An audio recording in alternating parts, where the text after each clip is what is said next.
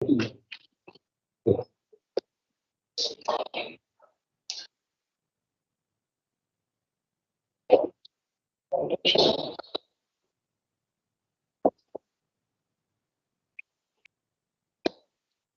is it?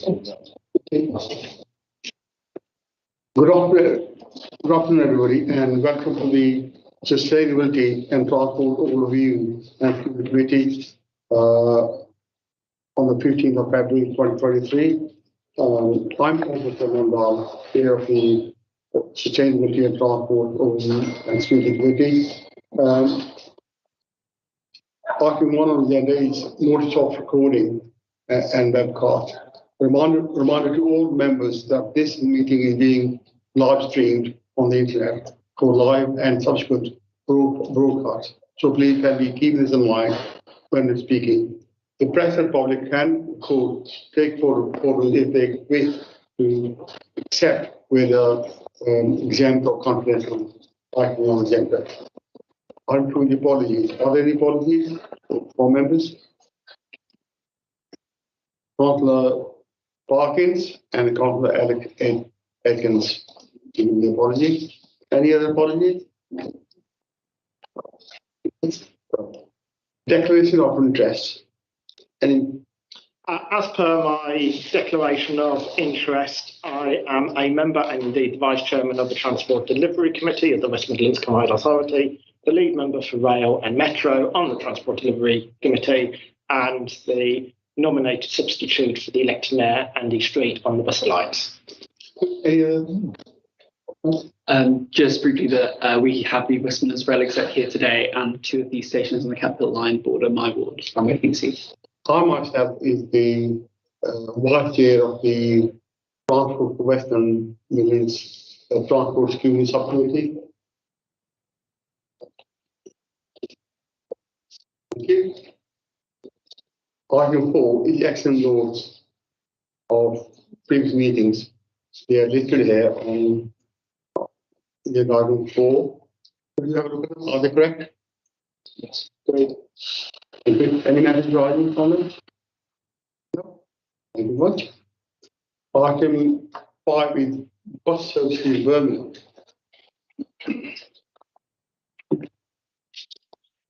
Yeah. For first item, I'd like to welcome the representative from Travel West Midlands and National Express. And for this item, I would like to welcome Mark Heffernan. And I'd like Mark to introduce himself, please. So I'm Mark Heffernan. I'm the Operations and Safety Director for National Express. If members remember, at the December full council meeting, there was a discussion about the bus services in the city, and subsequently, there have been wider issues of interest to members, such as amendments and changes to bus services, fares, and offers to various passengers groups that is being funded by the Bus Service Improvement Grant. Also, a key part of the situation is the reliability of buses due to driver shortages and rail strikes, and how this impacts on people being able to afford to travel to work and study. With the cost of living crisis, and there are proposals by the cut changes to bus services to due to lack of drivers. Equally, there is the constant drive to get more people using public transport and changing travel behavior by encouraging more people to use public transport.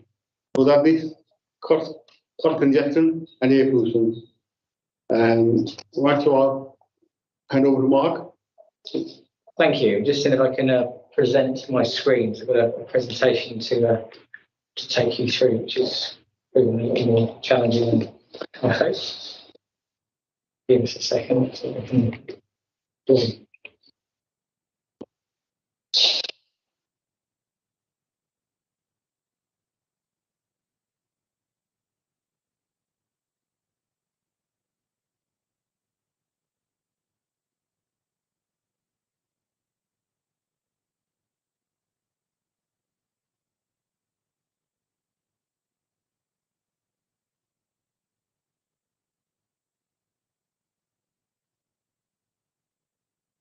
On waiting for Mark to upload his presentation, are there any other issues you want to the hospital? Sorry, Captain, we've got a few slides as well to share. If it's all right with So you enjoyed perhaps it? we could go first whilst Mark's. Okay, fine. So, okay, it's Mark Leslie, it's you, John, based from the Transport West Midlands. So you do it together, Steve? Do it together? Yeah. Okay, Well, John, start. you want to introduce yourself and so let the members know what your role is. Yeah. Right. So our slides are probably a bit more about the strategic position and an update on where we got to with the network review following the changes that came about on the 1st of January. I think in the lead up to that period, we'd obviously engaged with a lot of councillors over some of what we'll talk about anyway, so it's an update on that position. But yeah, in terms of us personally, so my name's John Hayes. I'm the head of bus at Transport for West Midlands. And Steve Hayes, I'm head of network transformation and innovation. I will talk a little bit more about the future. I was talking about challenges. yeah, so recognising council. Just mention there, so we go through this. Right. Sorry, there we go. Yes, just.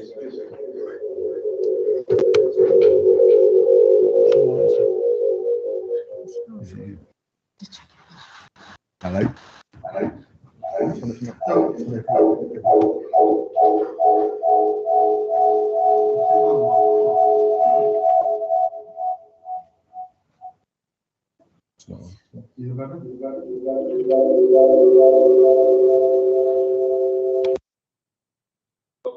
There we go. Yeah. Sorry again. Apologies. Yes.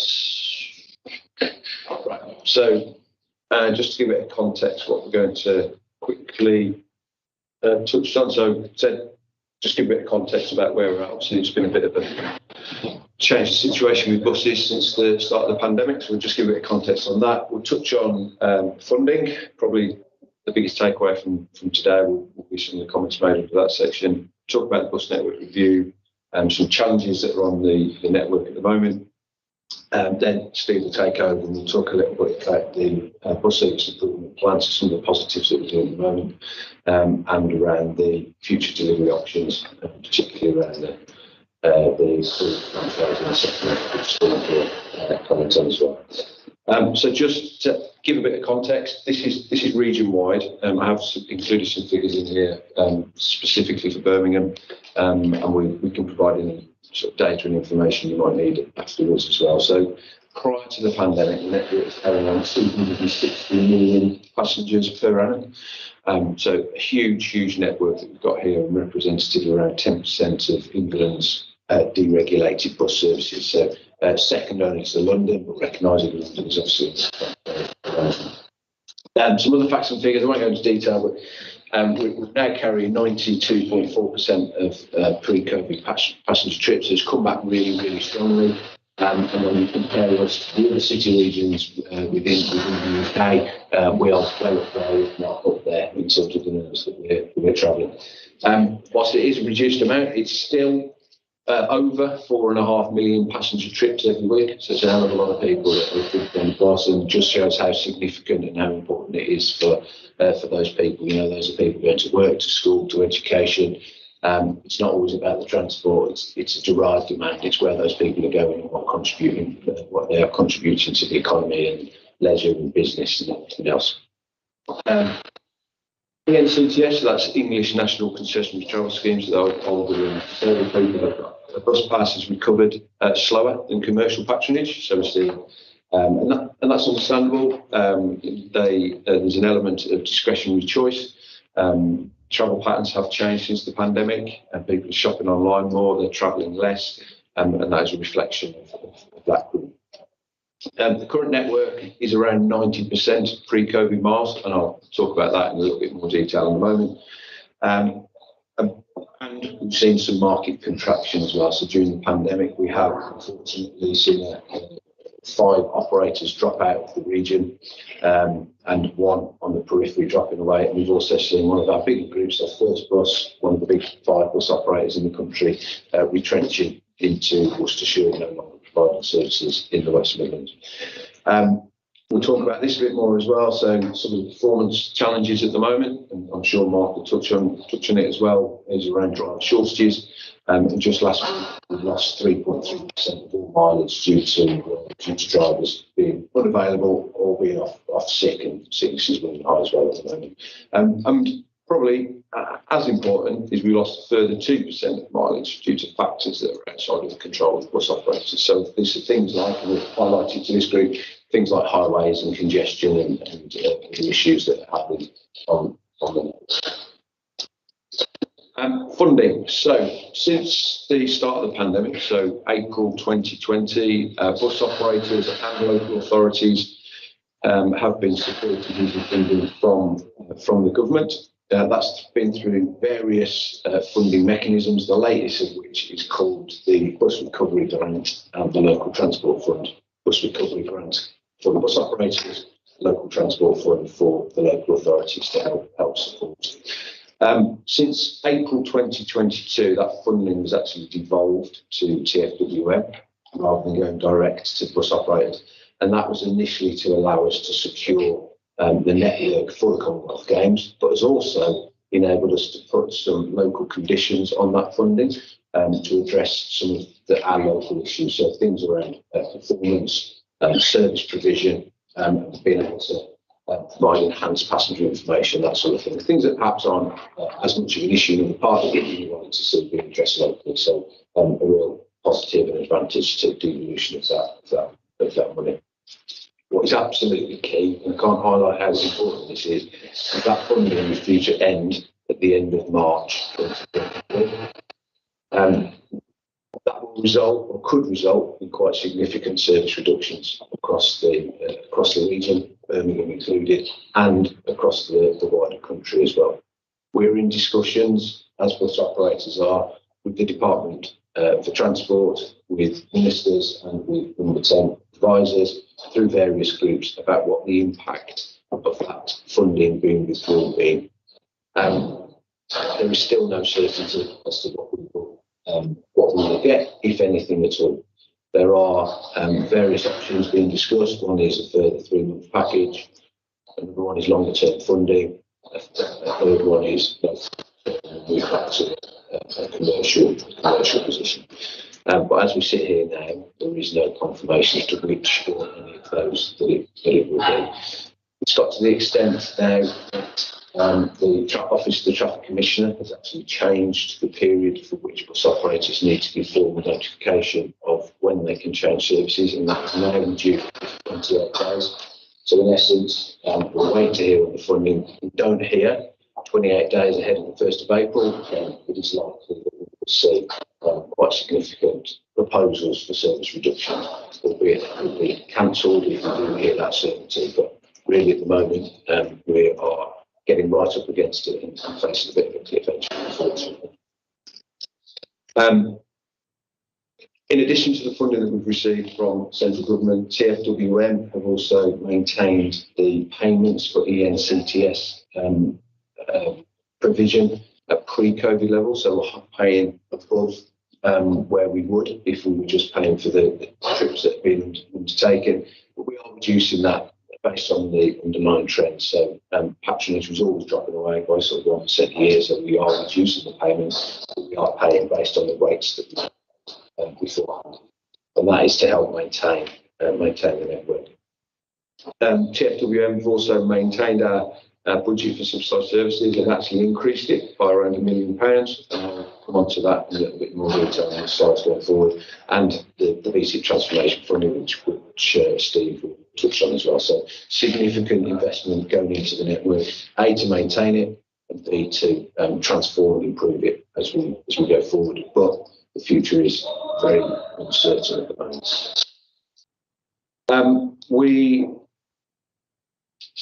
We were required by the DfT, or the bus operators required by the DfT, to undertake a review of their commercial services by the 1st of January 2023.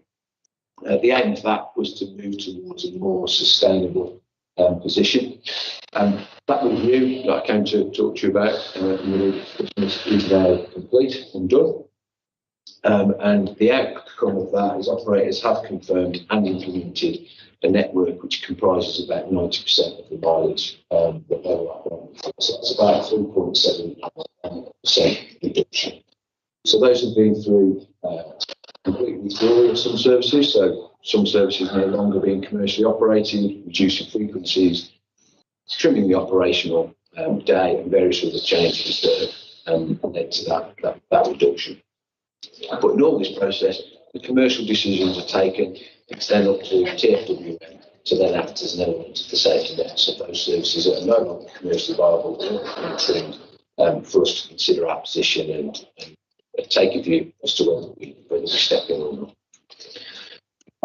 So at the same time as all that was going on, we had a significant number of contracts that were due to expire, and these are services that are deemed to be socially necessary but aren't commercially viable. So we had a load that were due to expire, and that was by design. It gave us the flexibility to adjust our contracts based on the commercial decisions that the bus operators were making at the time. However, we ended up in a position where our policies would not have allowed us to spend all the budget that we've got available for supporting local services, and that's because many of the services didn't hit our value for money criteria, which at the time was set at £2.55. Now, through Councillor Huxtable and his colleagues on our Transport Delivery Committee presented a paper and took the decision to actually increase the value for money criteria to £4.10. What that did brought a number of the services that would otherwise been at risk into the safety net of being subsidised services. But that resulted in 39 contracts that of change. And the number in brackets there is the number of those contracts that were in Birmingham. So we were looking at 1 point a loss of 600 services.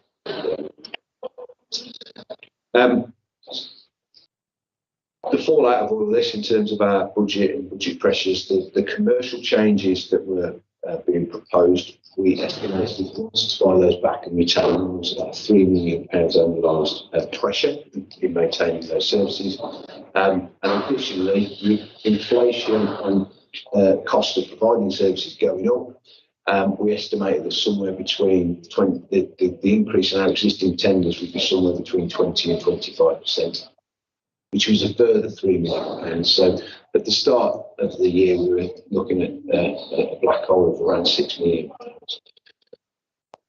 Like I said, we were able to relieve some of that pressure by putting an additional £1 million into the subsidised bus budget, but left a back hole of £5 million if we wanted to retain the network previously got. So what were the mitigation and the results of that outcome? So our options were to remove the very worst of the contracts by value for money. There's always some in our portfolio of contracts, as there is with any authority, the sort of the ones that are performing the worst that would naturally have gone anyway because they were so poor performing. So we removed those out of the portfolio. We fully utilised some remaining government grants that we've got kicking about. So we've got some local transport funding that was unallocated that we used, and there was a small number from another grant that we were able to utilise.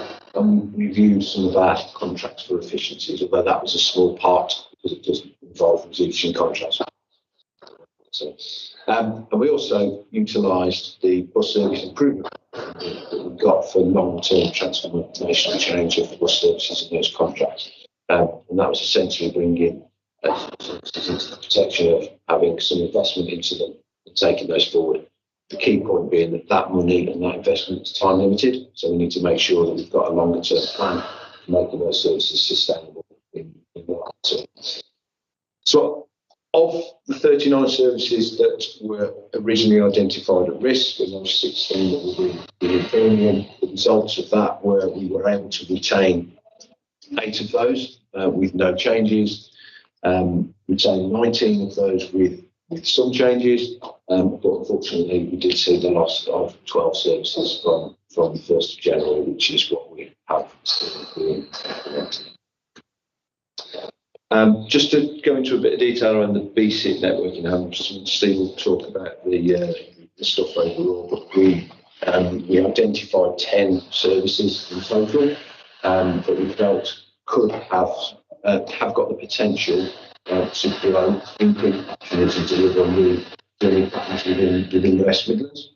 And they were things like travelling to healthcare facilities, access to jobs, access to education, but also coupled with some illustrations, and those services in Birmingham are listed there. There's an additional 5 in authority area. As I said, it's time limited, so we're working with the bus operators and our local stakeholders to bring around quite significant change and grow patronage so that they're sustainable in the long term. Challenges, I'm sure Mark will touch on some of this, but some of this was of our own making as well. I'll hasten to add. So the timescales for delivering the new network were really, really tight, not just because they're around the certainty of funding, but also the position we found ourselves in ensuring we knew what the commercial network was going to do before we tendered the 116 services and then had to mobilise in terms of the transformation piece. That was okay for us. We were able to shuffle the paper and do the hard work. But obviously, once we then put the contracts in place, the operators then had to mobilise to actually train the drivers, get the vehicles in place, get them out on the road, etc., etc. So there has been some impact on service provision due to the limited time that we had to mobilise.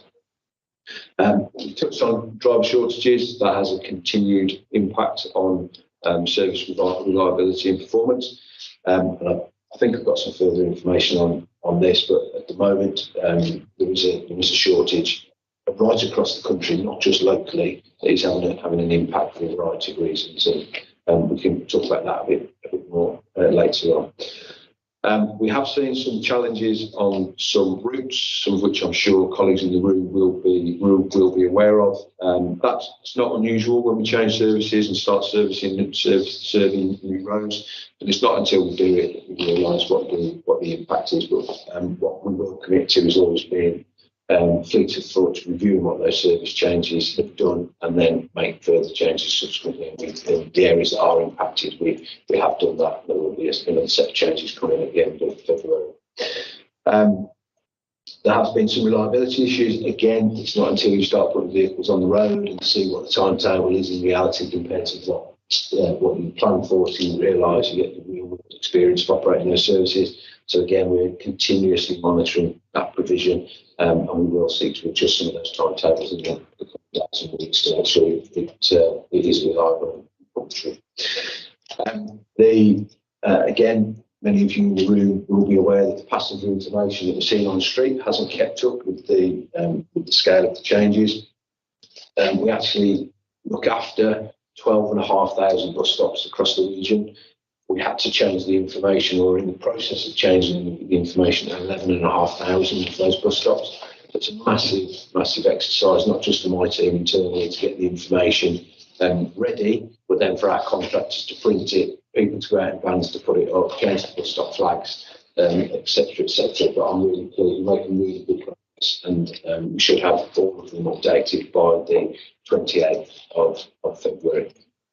And lastly, stakeholder engagement. So we've never done a network review of this size and scale since the market was deregulated in 1986. So it's been a massive, massive undertaking. Ideally, we would have done this through a significant amount of engagement and consultation. That's what we normally do, but that takes time. It takes 12 to 18 months to engage and consult on a network change of this size. Unfortunately, we had 12 weeks rather than 12 months. So we've done We haven't done what was ideal, but we've done everything we can in the time that we've had, we believe, in terms of that engagement. And we're catching up on that now. We are going back and reviewing the changes to make sure they do fit with the expectations of passengers and stakeholders. So some wider considerations and challenges. I won't talk about this too much. I'm assuming Mark's going to pick it up around driver shortages and sickness.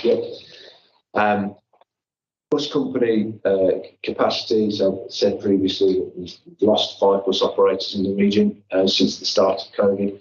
The impact of that on us for that is obviously with competition being dwindled, that leaves us slightly exposed when we're going through commercial competition in terms of our tenders. It also means, and Mark won't like this, but we believe competition is good for the commercial market as well. It forces operators to be efficient and innovate, etc. Losing those 5 operators is not a good thing for us as a market. We are speaking to other operators, encouraging them to come in and say, look, this is what we do in the West Midlands, come and talk to us. And we'll continue to do that, and don't apologise for doing it. Service performance is challenging at the moment because of driver shortages and sickness, but also through the level of congestion, roadworks on the network coming back with a vengeance since the Commonwealth Games, etc. And that in turn has an impact on reliability and punctuality. And so it's good things we need to address.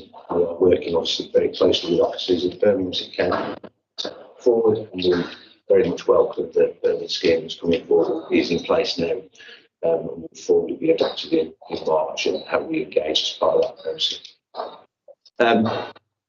Also, we're saying that what I've just mentioned doesn't take account of any further commercial reductions for bus operators. So, as I said, we're facing this bit of a cliff edge at the end of March. There will be a commercial reaction if that funding isn't forthcoming. So we may have to go through this again in the coming weeks and months as we react to that. But I'm positive, but it doesn't also take account of any further government funding as well. If we've got a longer-term settlement which gives more certainty for us and the market, then obviously that would quickly consolidate, stabilise, and potentially shrink for us.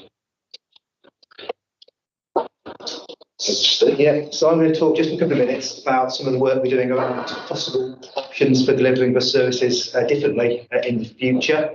Always worth reminding the audience, particularly any viewers at home, that as Jim mentioned, since the mid-80s, bus services were deregulated, which means the network, timetables, fares, what vehicles are used, are all determined by the private operators.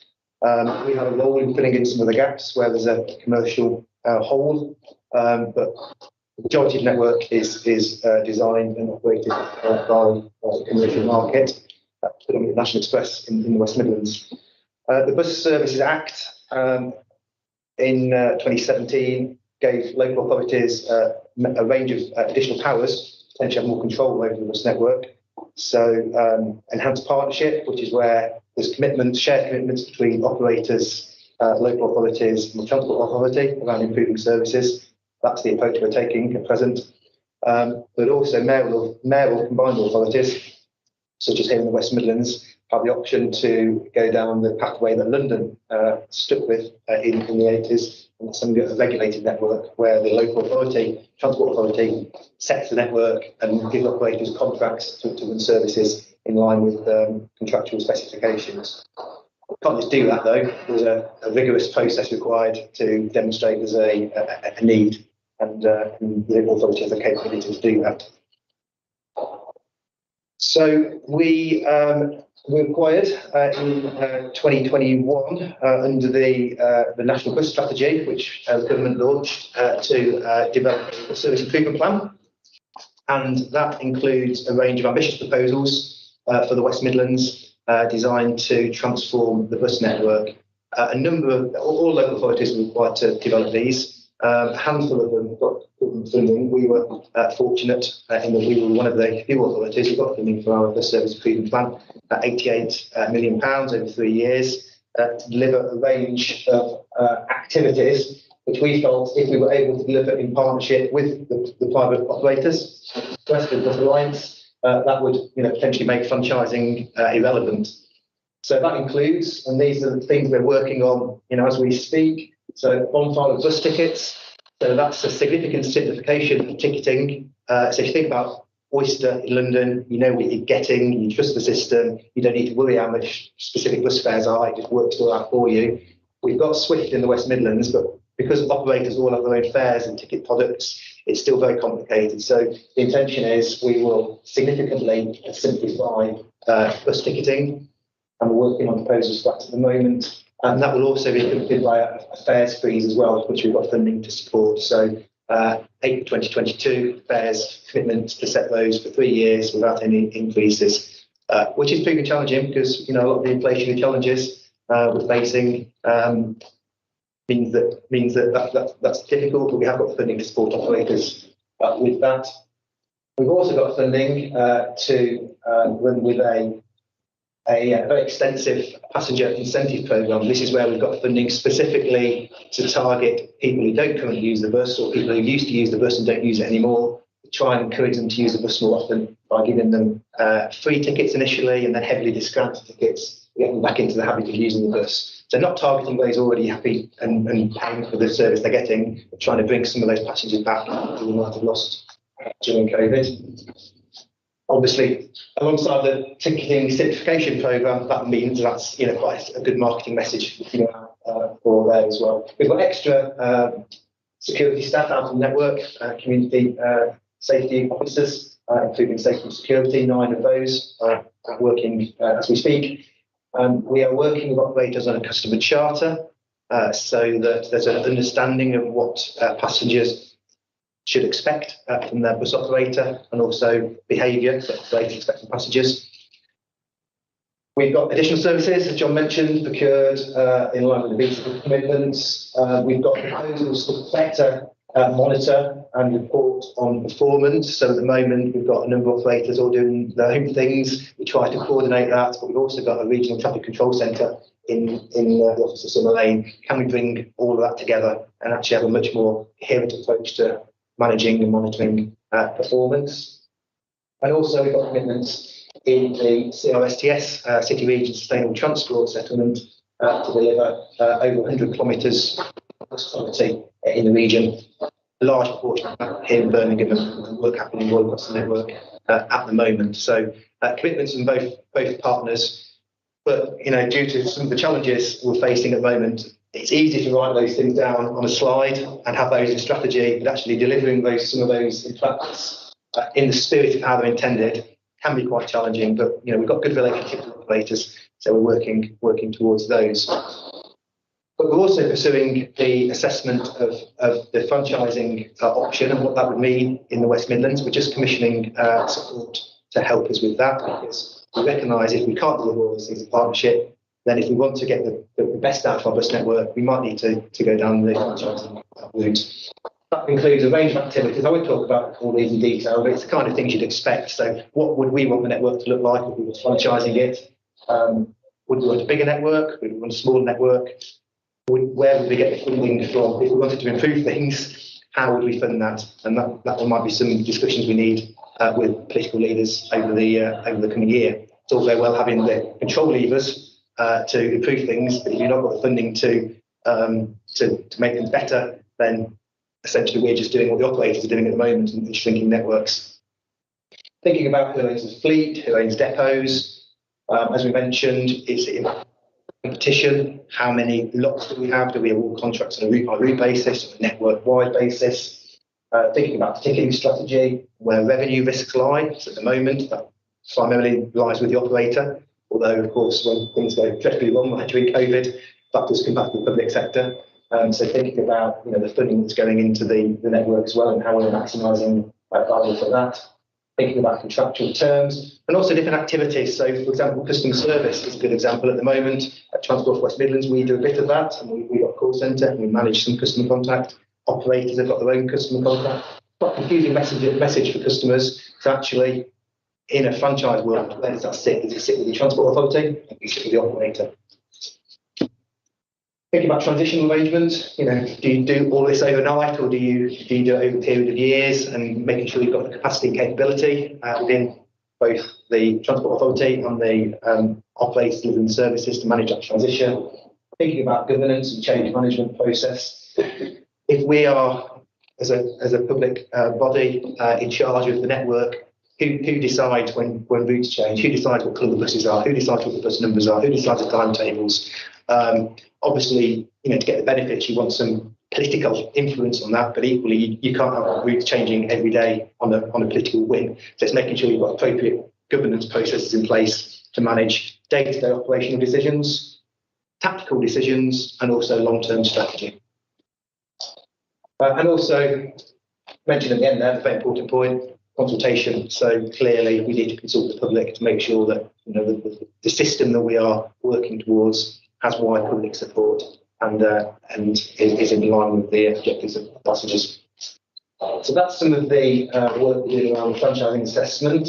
We've just supporting the consultants now. We'll be thinking about some of those activities I explained there over the next few months, and that will lead into a full assessment, a full business case for franchising, which intends to conclude next summer. The legislation requires that it is the mayor who has the final say on franchising. Within the West Midlands, that will be in consultation with the CA board. The mayor wouldn't make that decision unilaterally, but obviously with the mayor election in May next year, we wouldn't want the mayor making a decision and then getting out of office potentially, and then a new mayor coming in on a completely different direction. So we felt that by concluding this work after the mayor election, will give a full term then for the next mayor, or the existing mayor in his new capacity, to progress with the scheme. But as I mentioned, last slide, very much we're taking an outcome-driven approach to improving the service, regardless of whether it is franchising or enhanced partnership.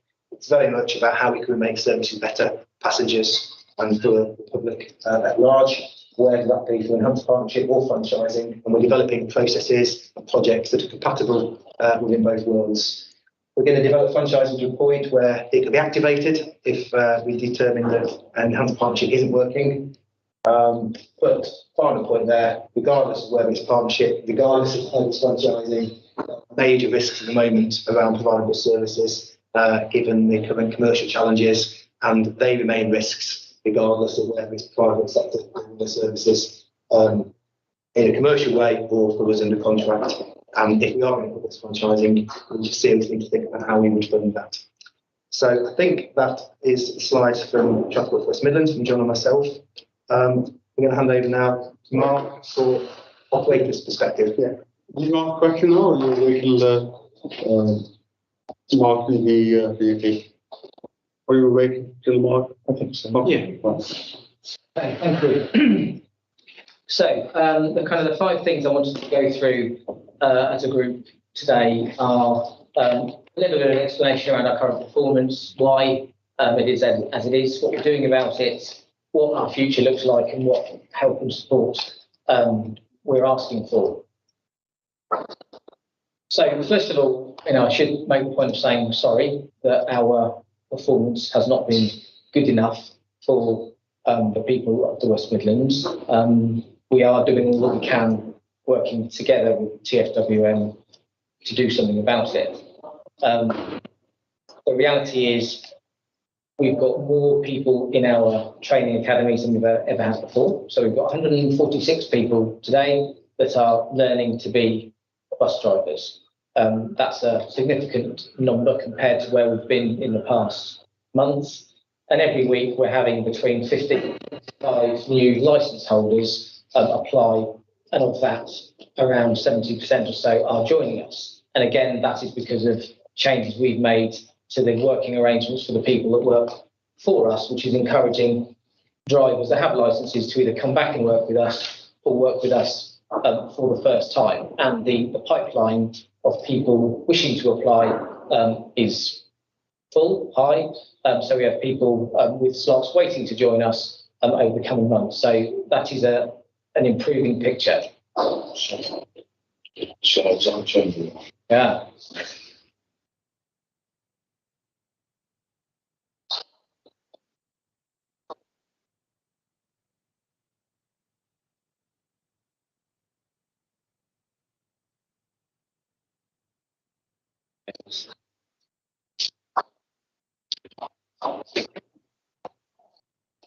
Is the line successful or? Yeah, tried that. It's gone. Is it not working? File size. Okay. Okay, well, I should be able to talk anyway, and I'll take the presentation afterwards, which is probably equally as useful. So as I say, from a performance perspective, there's more we need to do. We've got more people in our training school than we've ever had before. I think it's also worth remembering that across our network, we're running 90% of what we ran before COVID, which compared to the national average of around 80% is significantly more. As I said, we have a driver shortage, it's around 6%. So if we had committed to around the 80%, we'd have left a lot of people standing, but we wouldn't have the driver shortage problem that we're trying to deal with. So we are trying to do the right thing, and we're trying to do the right thing with TFWM working together. But if we ran the national average of service, then we would be running around 80% of what we run, and at the moment we are running 90%. And it can't go, without notice that at the moment we've got around 90% of the original revenue that we had, and around 125% of our costs. So there's a gap of around 30% across the network, which isn't something that can go on. And from a funding perspective, that's why the whole BSIP continuation is really, really important. And the things that Jonathan was saying earlier on are absolutely the case. And whether it be a franchise or whether it be as it is today, the challenges around what we just spoke about are exactly the same. So for customers, passengers, the experience will not change that much today. From a longer term perspective, that might be different. But the reality is 90% revenue, 125% costs. Recruiting is challenging. We're doing more than we've been able to do before to recruit, as well as keeping fares low. And our patronage recovery is around 95%. And that's not around us profiteering or taking money out of the business. In fact, with the investment that we're making around with zero emission buses, just kind of demonstrates our commitment to the region. Now, the people are really the centre of our business. I've spoke a lot around how many people we've got joining us. The reason they're joining us is no coincidence. We've spent a lot of time working with our existing workforce on their arrangements, so how much they get paid per hour, and what we expect them to do when it comes to driving, and for how long whilst they're with us. And at the moment, now the average salary for one of our drivers is around £27,000 a year. We're currently in negotiation with Unite and with our drivers around pay, and the current offer we have on the table will see our drivers earning around £31,000 a year. So this is not around us in any way penny pinching. We're paying a marketable rate for what we're expecting. However, the job of the driver is not an easy one because of what our drivers are confronted with. And we're equally investing with TFW in safer travel and other things that try to combat some of the situations that our people find themselves in. John's already kind of mentioned the highways issues that we're challenged with. So it is the case between 5 and 6% of our lost mileage has been down to ourselves, things that we need to do better. And John's mentioned sickness, and we have seen a lot more people come back to work actually within the last month or so. But nevertheless, the perturbation that we've seen on Allen Rock, Dogpool Lane, Pershall Road, Bristol Road, there is a list of schemes that cause disruption. That makes it much, much harder for us to plan around. Some of those things are planned and we work as we can with the authorities to make the best of the situation, and others are unplanned. And when roads are closed and we don't know anything about it, it's very difficult to try and maintain a service and communicate to customers on what they're going to receive. Steve mentioned the RTCC. We already have a presence there. So we have got people that work from morning till evening, working with the delivery team, really, looking at the cameras and making sure the decisions that we make at our garages, controlling the service once they're on the road and have left the garages as good as it can be, with all of the challenges that we have. I think the next thing on our agenda is the whole customer information situation. So we have a responsibility to provide information to DFWM, who present it in a very simple way, and it isn't simple, on their bus stops, bus stands. Our ability in the short term to remove services that aren't running is not easy, but within the next 6 to 7 weeks, we working with the suppliers that we use, to be able to remove the services that we know we won't be able to run because of the driver position we've got and or any other reason, to provide better real-time information for people, passengers, potential customers across the system, which is a real step in the right direction. It's not good enough as it is, but we are that close to actually resolving a challenge that's been there for as long as I've been doing this job, which is 4 or 5 years now. So that is a real positive. It's not saying it's good enough, but there is light at the end of the tunnel. Investing in more TSOs also is really, really important. I've talked about the zero emission investment that we're making. Being an active and trusted partner really within the Bus Alliance is something we take very seriously, and revamping that whole piece is something that we take very seriously. So as I say, we're paying our people to do both the engineering and our drivers well. The salary that we're looking at increasing will be a 14% increase over the last 12 months. That is not insignificant, but again, it has to be funded. We've got more people in training than we ever have. You just need a car license to join us. I think if there's something that you sort of guys, ladies, gentlemen could do to help us, is kind of get that message across to constituents and people that we're representing, is actually driving a bus should be fun, and it isn't as challenging as some people may think. We've got lots of people, as I say, that are now joining us, but we need more. We have been investing in training, and safety is one we take very seriously. We pride ourselves in having our sword in one off from the British Safety Council. We've got our 45001 accreditation. We've invested in simulators. I know some of your colleagues from Coventry have already seen.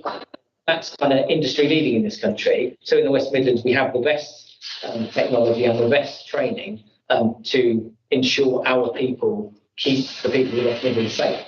And that isn't something that all of the other operators will do, but it is something that we continue to do. And also, we believe the reason why people stay with us, because we do take their own development seriously.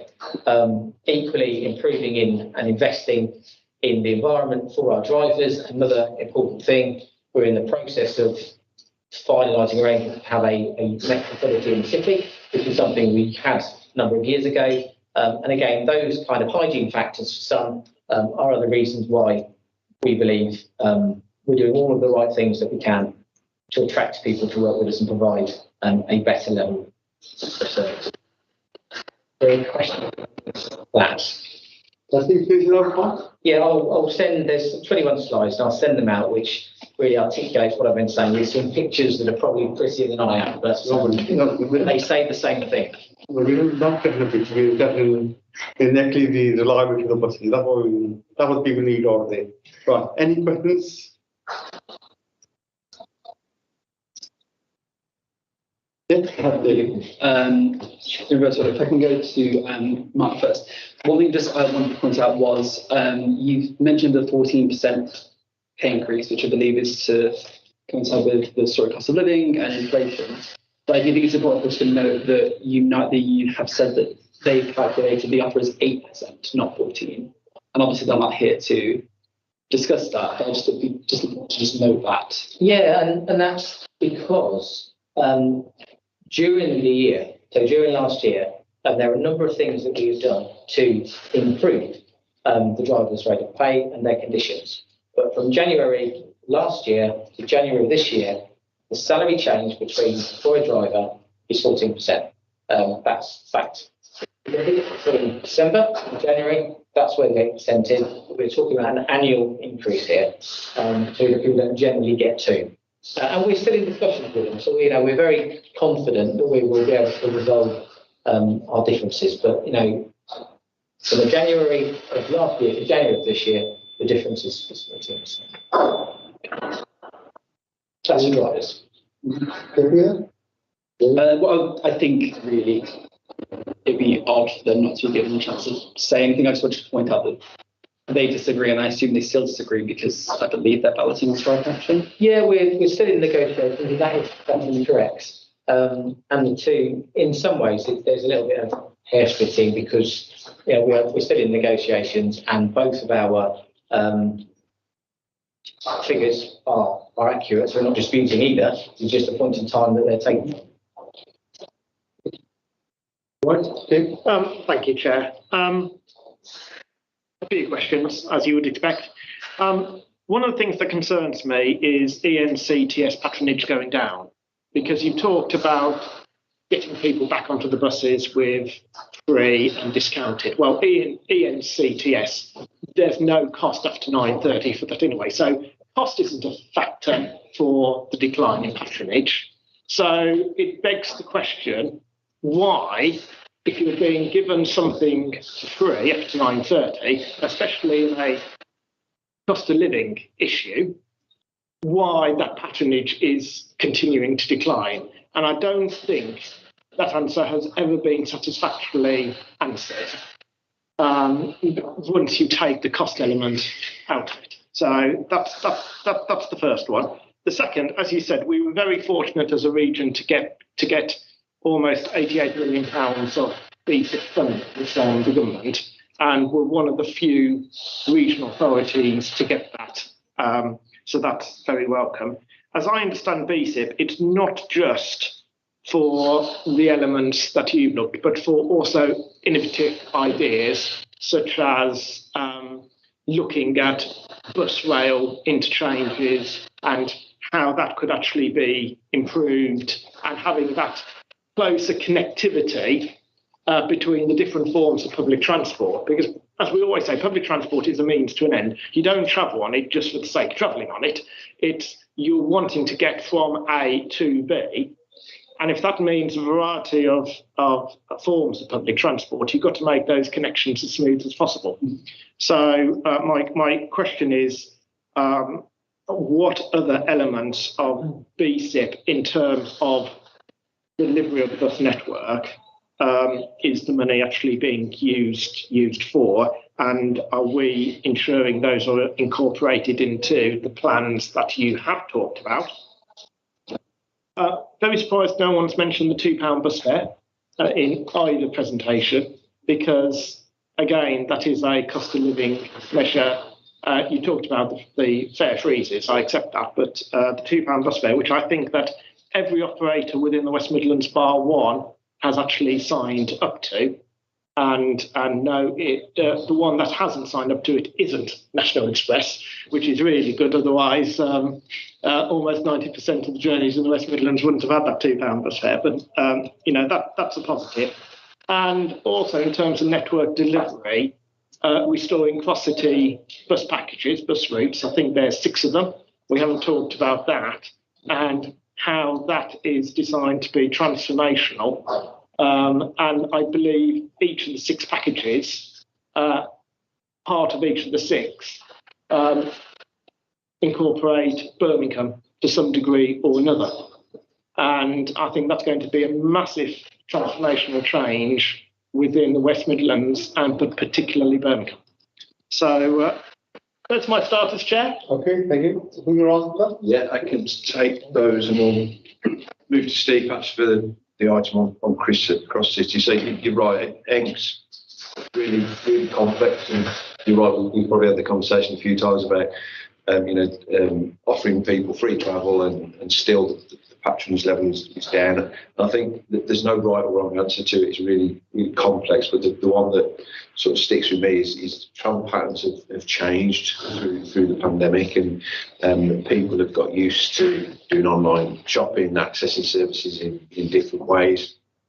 And I think that accounts for that section of those reductions. But also network performance. We know that there is a link between passenger levels and performance. We see that on services. So if we can improve the performance, then we'll get those passengers coming back to us.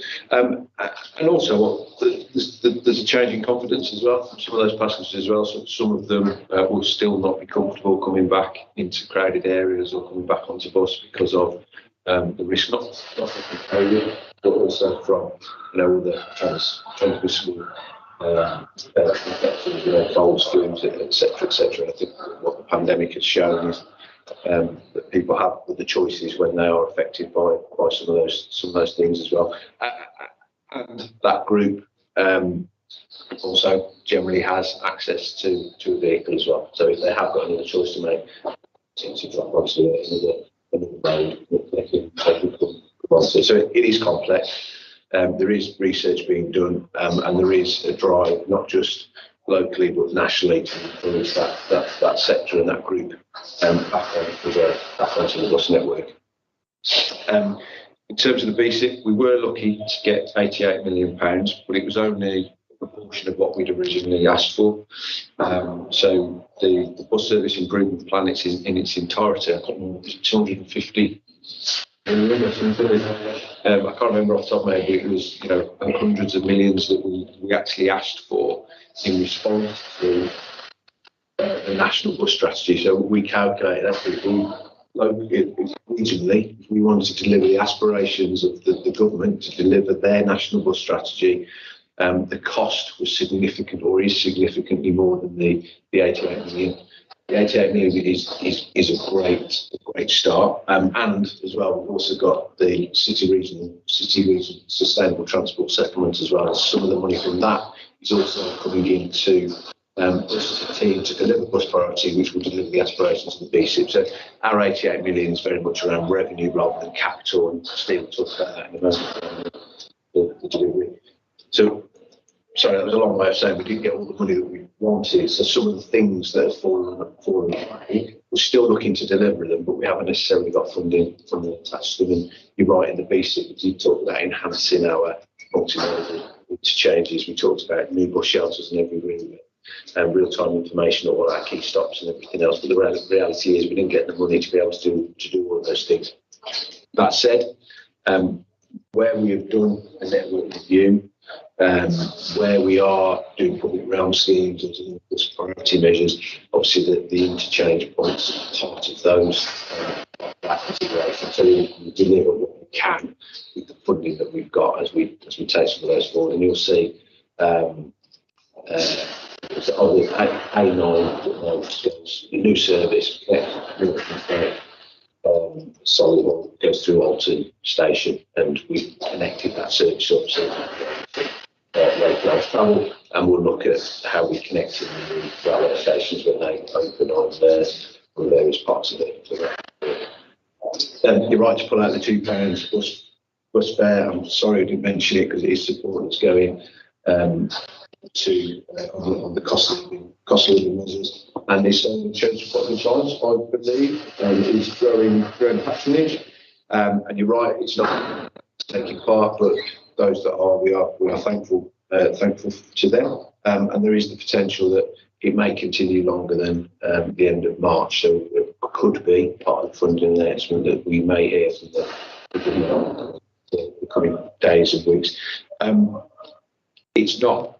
It is great and it is working well and people are using it, which isn't perhaps as significant as it is in other parts of the country because our fares are already low anyway, and you can get a day ticket for £4, which would enable you to access any National Express bus, slightly more if it's on an Mbus premium. So if you are making return on more than one trip, it's better to buy that product anyway. But for longer rural trips or journeys that are coming across border or anything like that, absolutely encourage people to use that. And I'll hand over to Steve. Can on the cross? Yeah, I mean, really important across City, and glad that you recognise the importance of that. We see, where we've had significant bus priority put in on the A45, the X1 service, how transformational that can be for journey times. So we see journey times, I think, on that service back to what we were in the 70s, so big ambitions in that area, supported by Birmingham City Council.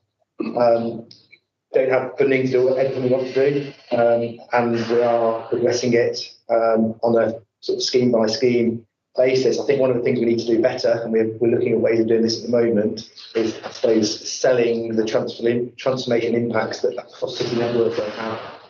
And it's not just a series of small scale interventions, which are each on their own, absolutely say a few seconds, certain times a day. It's actually a combination of all of those things.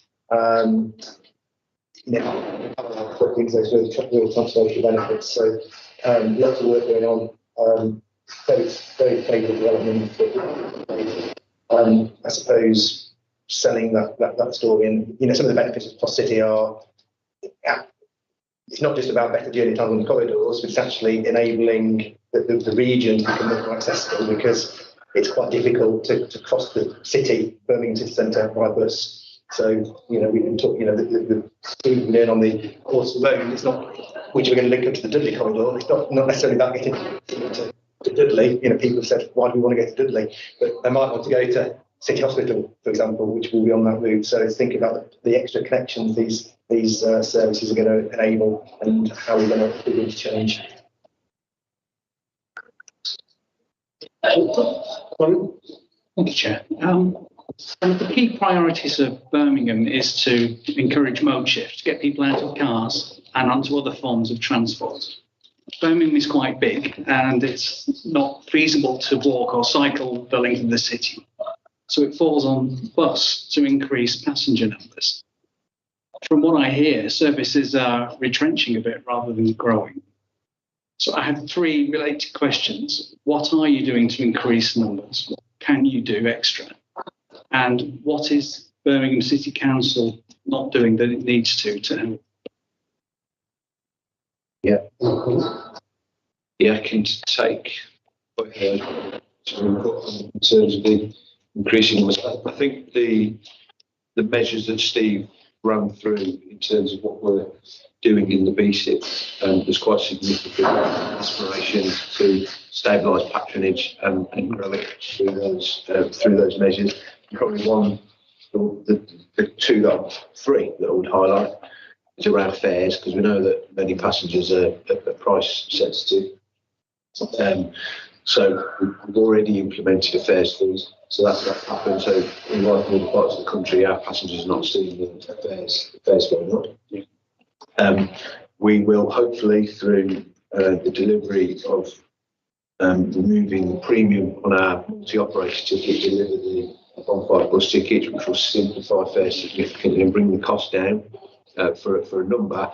And then those two measures themselves then will enable us to do a massive incentivisation scheme. So we've got £35 million to incentivise new users to come onto the network, or recently lapsed users, which will then, it's not about paying for people that were already travelling to travel for free or reduced, because that doesn't achieve what you've just set out, Councillor. It's about getting new people on and encouraging that mode of shift. We've also got, once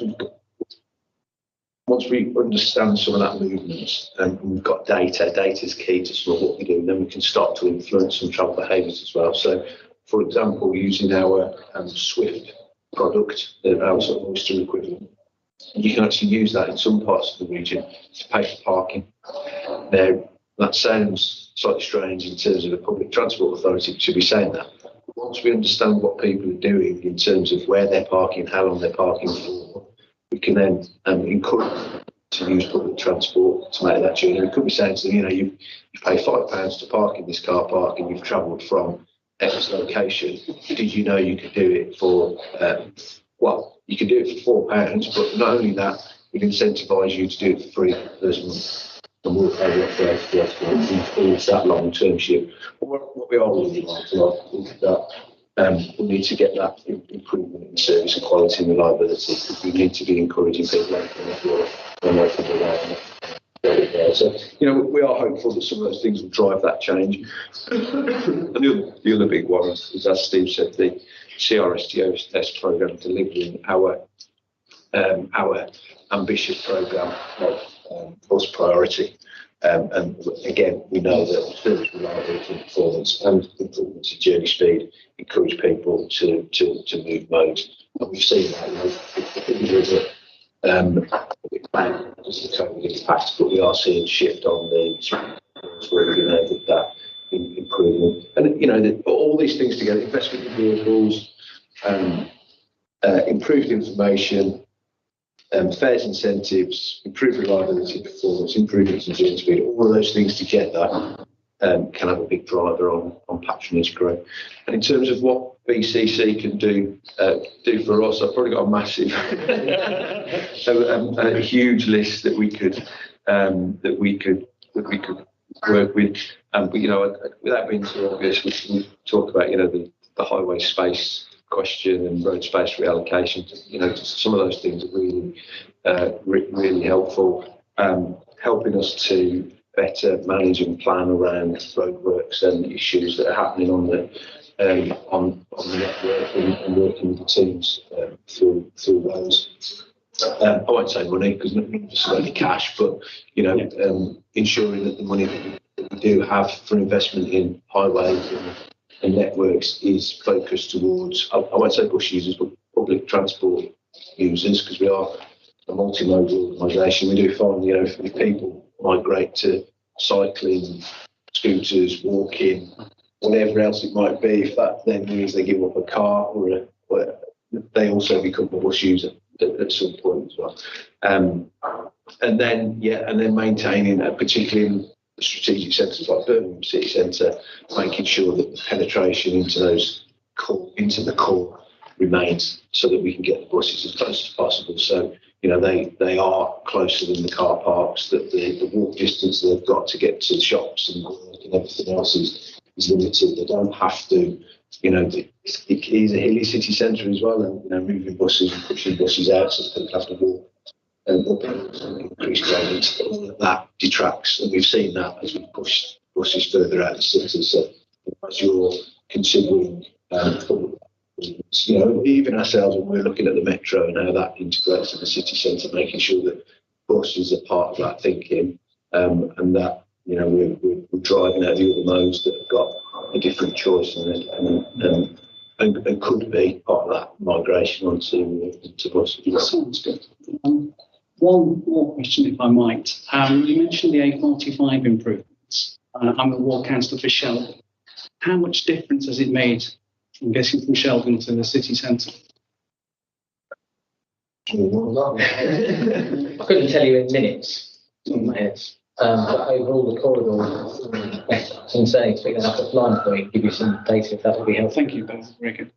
I think just kind of building it from the frame for me, it's very much around just keeping buses top of mind in respect of road space allocations. It's really important. Also, helping us keeping buses moving by tackling back parking and bus line use, which is really a key thing, because the more we can maintain a timetable, the more we can do with what we have. So if it takes longer, then we need more vehicles to keep the frequency, we can speed it up. We have more capacity, we carry on. So those simple things are actually really, really important. That's us. Thank you very much, Kat. Yes, no, John said none of us have got any money at this moment. However, the City Council does receive a significant amount of money from bus lane enforcement that we've just talked about. The fines on vehicles entering bus lanes when they're prohibited from doing so. And yet, this is always the strange one for me. It's Transport West Midlands that is the body that oversees the buses we just heard about, including commissioning subsidised services. So the question is, why doesn't the money garnered from bus lane enforcement get passported over specifically to assist with bus services in Birmingham? I know John and Steve can't answer that question. I think it's above their pay grade, but it is a question I think we should ask, because there's a direct synergy between money garnered through bus lane enforcement by the City Council and the allocation of that money in terms of improving bus services in Birmingham and all the ambitious plans that we've heard about, such as the cross-city bus routes or future sprint routes, etc., that it's the responsibility for TFWM to actually deliver. Chairman, that question we better suited to the cabinet member rather than the Transport West and the Road Network Press. They have looked over that. Well, yeah. David? Yes, thank you, Chair. A couple of things. One thing I wanted to say was I had a lot of questions about franchising, which you answered all of. Well done. There's a couple of things. So one thing was I read a report not long ago actually about what buses stop more frequently here than in a lot of comparable cities. Yeah. So first one was that what thought is there supporting more routes that stop less frequently? I'm aware of the challenges of there's only so much space on the road. Just make those longer journeys faster because we have cross-city railway lines. But there are large parts of the city that don't have a fast route. And the other one, which is a small one, was just I was wondering what their long-term strategy with night buses and night travel is. Not just to and from the city centre, but I'm thinking to, for example, hospitals where connected to where the staff live. And I know UHB, for example, have data on where the staff are sort of mapped out. Just those two. So I still bear some scars from a process we went through for removing bus stops. We called it bus stop rationalisation, and it was we envisaged it being a relatively inexpensive way to speed up journey times quite significantly by, we did an awful lot of modelling, working out where people were getting on and off and what the attractors were around the bus stops and what the walk distance would be if we took certain stops out and everything else. And we consulted on it, we engaged, we implemented it as part of a live consultation. So we'll do it and understand the impact of it. And we always said that, in fact, I came to at least one or two scrutiny meetings to discuss it, and went to lots of local meetings about it. And we decided we'd never do it again. That's not quite true. And I suppose the outcome of that it was successful. We have seen improved journey times and reliabilities from doing that. I think if we went back and did it again, we'd do it in a different way. So I think simply taking stops out isn't the right way of doing it. What we should do is start at one end, work all the way through and respace the stops out along the corridor and open back up again. And I suppose we've got to the position that we are because we always listen to the passengers, and when somebody comes along and says, "Oh, can we have a bus stop there?" And so even the bus operators, even ourselves, identify locations and think, "Oh, it's good to get a bus stop there," or a new housing development comes along, or a hospital opens, and over time, rather stupidly looking back, is we just go and put them in. We don't think, well, actually, if we put one there, we don't need this one there, and do that. So I don't think I'd ever go back and work our way down a corridor and pick and choose some to come out. I think I'd do it as a bigger exercise. And that's what we've done on the sprint corridors. So we have rationalised stops on the sprint corridors and invested. You're right to highlight it because it has the potential to reduce it. Having said all of that, Mark and the team at NX run some buses that are express services that they won't stop until they get to a certain point, and then they'll stop more frequently. And you do see, or stop at key points along the route, and you see the benefits of those improving journey time. But it's always at the back of our minds and one to be pondering on.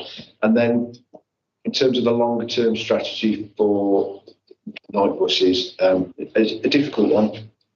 National Express, with and without subsidy, actually have run a network of night buses before, and most recently we had quite a comprehensive service going into the Birmingham airport overnight, recognising the shift patterns at those locations. They, by and large, don't stack up commercially, need some element of public or even private support going into them.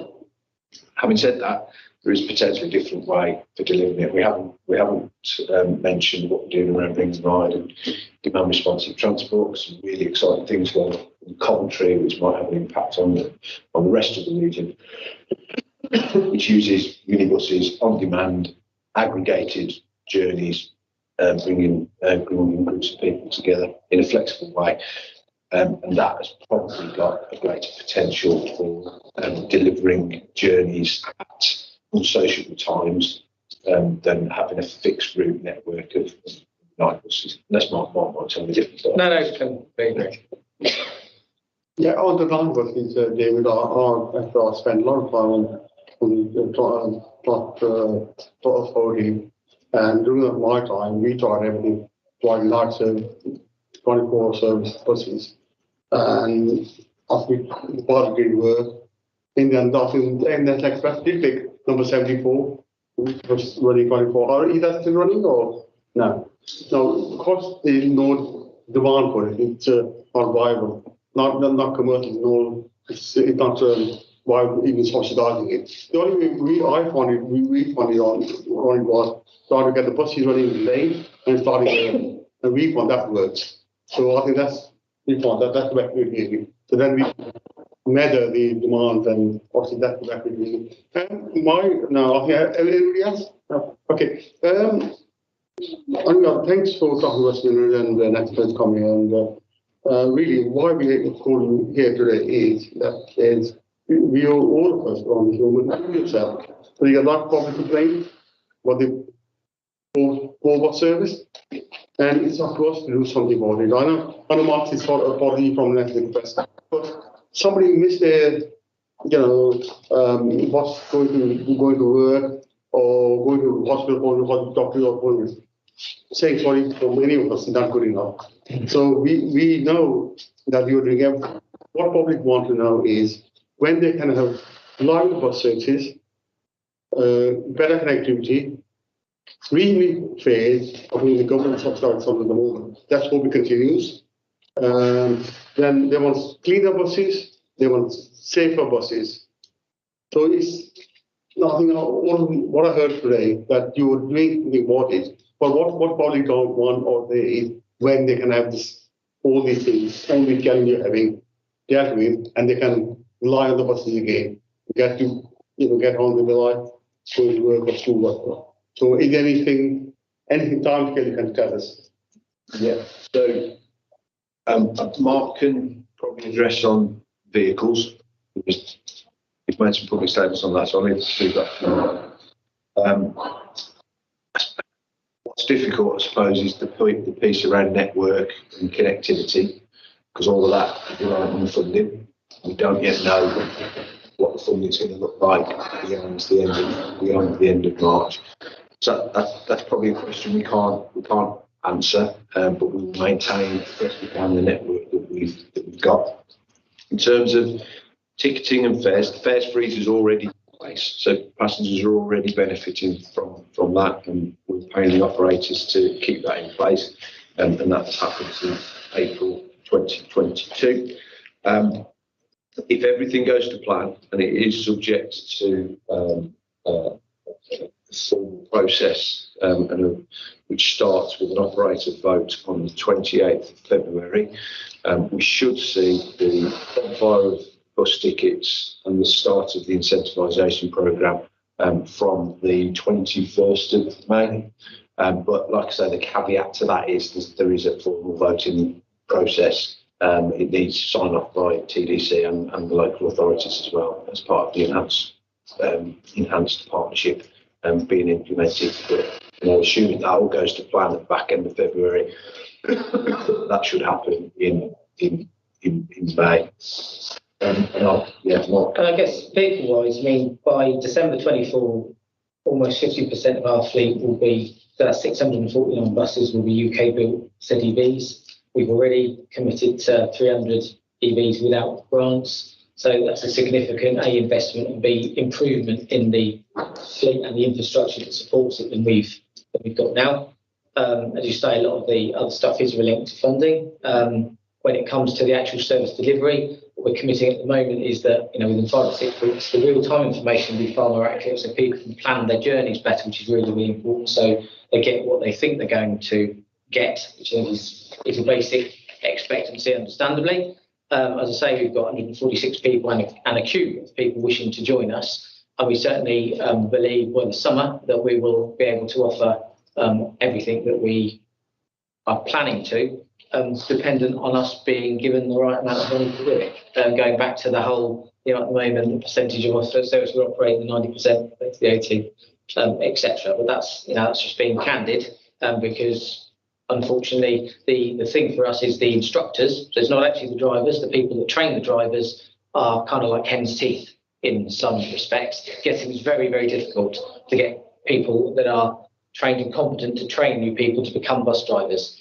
And if we've got one blockage, that's what it is. Because otherwise we're robbing Peter to pay Paul. So we take our experienced bus drivers, we train new ones, and then of course they're not providing the service that they would normally be driving. And despite a lot of encouragement, advertising around the region, the take up or the interest of people outside of National Express to come and do that kind of work has not been forthcoming. And that is a similar picture that everybody else across the country has got.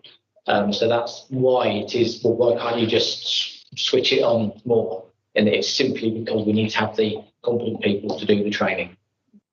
Well, sooner the better. Yes, I completely understand. Just use myself. So I'm not happy with any of us, executive members and you as a company, or the top professionals, for not providing the transport, the bus service that they deserve and they need. I understand. Chair, so can I just add something that National Express and other operators have delivered this week? It's on their websites now for National Express. Well, any journey that is less frequent than every 15 minutes, they are actually putting information on the website to say which trips are going to be operating. So whilst it's sort of saying, unfortunately, this trip won't be operating, we do find, passengers that are having to make a decision about when they travel, better information means that, that they can make informed choices at the point that they're leaving. So that's a commitment from National Express. They've delivered that, and it's going to get better. They're going to include other bus services on there as we go forward. But at least passengers can make informed decisions. What does your mobile app? Because a lot of people, when they on the way to work or they already got their hand mobile app, they go to the bus stop, they're hoping they're going to get the bus on the line, and the bus never turns up. And some of the buses have to be half an hour or 20 minutes. They lock down an hour. So sometimes they're raining on a rainy day, and so the website will tell passengers which services aren't running. The other bit that you mentioned is the bit that Mark alluded to. So the 6 to 7 weeks. In 6 to 7 weeks' time, real-time information will also reflect the information that's on the website. And that feeds everywhere. So if you go onto the TfW app, the information I'm talking about will drive that, which means what you will see on the app will be what will happen. And Google and everybody else. And we can't anyway put this information on the app at the moment. We can't use that. Yeah. And the other thing that's going on for me is we always get hearing from people saying, "Oh, in Germany, the job is brilliant.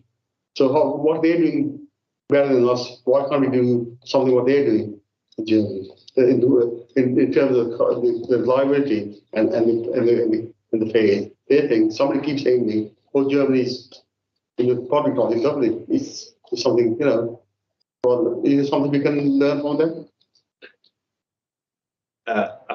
Probably investment is probably the big difference. You heard an amazing fact this morning where Birmingham is the 18th biggest city in Europe.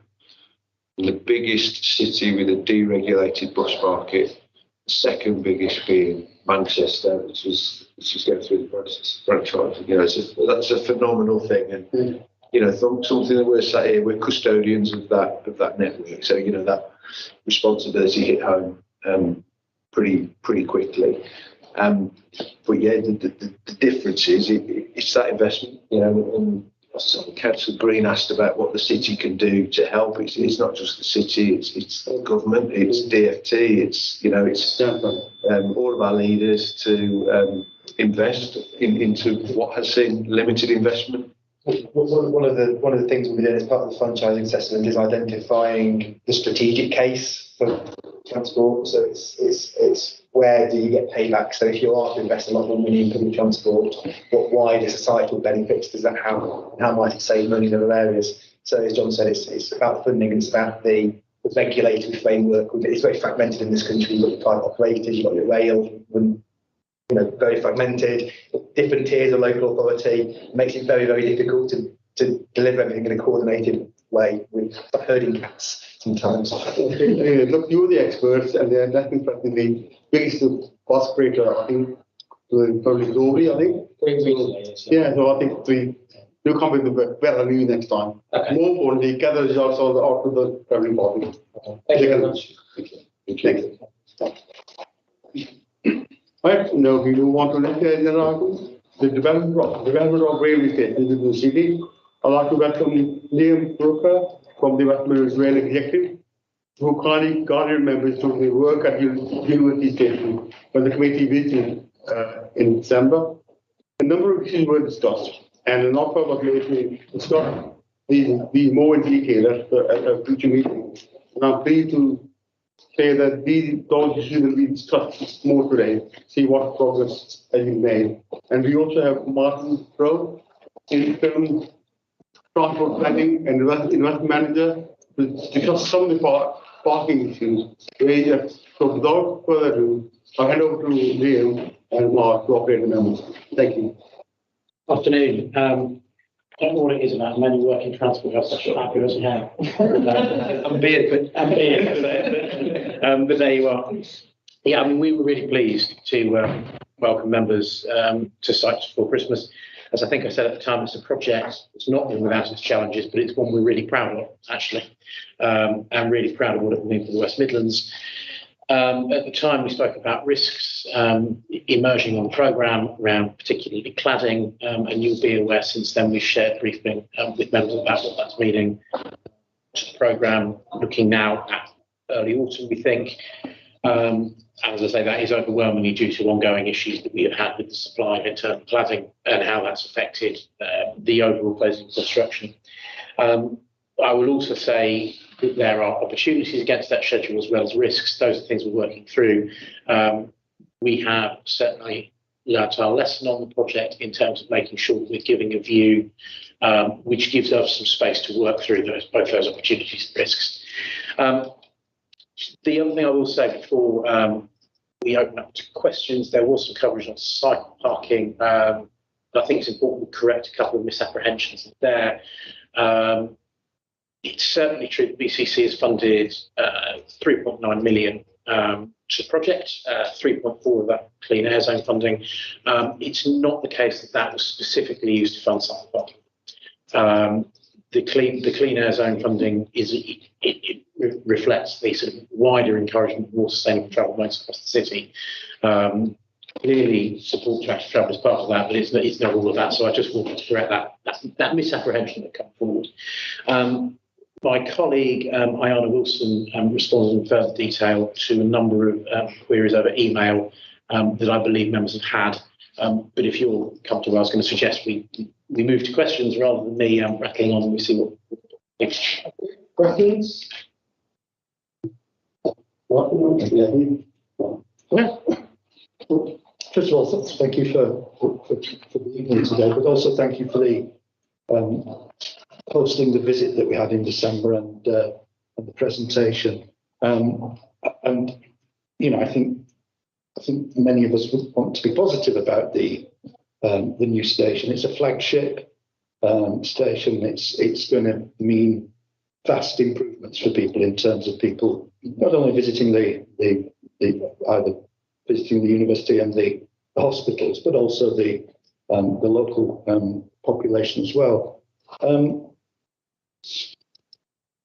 But I do have some concerns about what's been going on. And actually, I'm not sure that anyone ever suggested that the BCC funding had been intended to be used for cycling. I think what was said was, and it's as much a criticism of the city council as it is of the executive, that the city should actually have been pushing much more proactively for better cycling provision, better cycle storage provision at the station than there apparently is. And you know, I don't want to be difficult.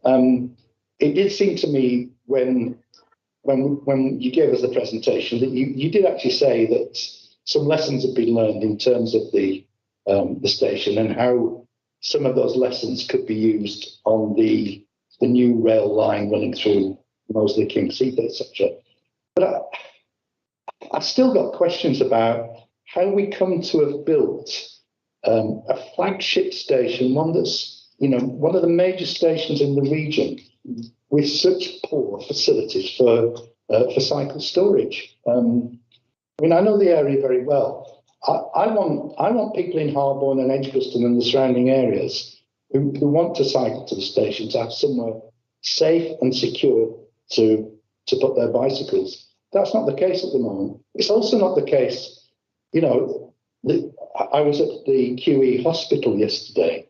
Their facilities, you're not responsible for that, I know, but their facilities for cyclists are absolutely appalling. Now, I know probably many patients don't arrive by bicycle to the station, but lots and lots of staff do. And, you know, we're talking about thousands of staff on that side. So, you know, it's gratifying to know you've learned some lessons. I'd be interested to know what, perhaps you could outline what those lessons are in terms of the rollout of other stations. But have we really got to a situation where, you know, a station that's been in the planning for several years, people haven't picked up within the various elements of the executive what the needs are?